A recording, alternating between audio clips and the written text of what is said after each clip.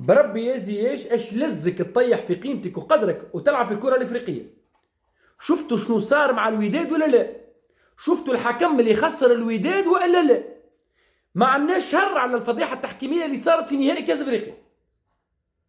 فضيحة أخرى في كأس رابطة الأبطال الأفريقية مع الوداد في الكونغو. حكم خسر الوداد يعني بالقوة. الشوط الأول الحكم يعطي ورقة صفراء لحارس المرمى للفريق الكونغولي على تضييع الوقت. الشوط الثاني يعطيه الورقة الثانية، ورقة صفراء الثانية. ومن بعد كيما تشوفوا الفيديو، ومن بعد يجيه اللاعب المغربي يقول له راهو هذه الورقة الثانية. ايش عمل له حسبريك؟ قال له لا مش لي هو لصاحبه. في الحومة نلعبوا. هاي تتذكروها كيف واحد في الحومة هاك بالضبط. والله اسمع، اللقطات هذه تثبت افريقيا والكره الافريقيه ستبقى تافهه الى ابد الابدين، اقسم بالله.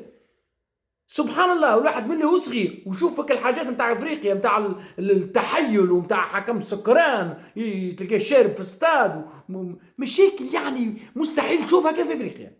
كيف افريقيا وكره افريقيا تافهه.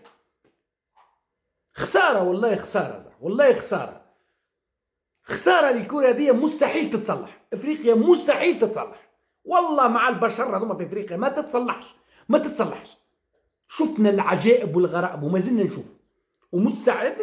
شوف هذه غريبه من الغرائب، العجائب السبع في الدنيا هذه.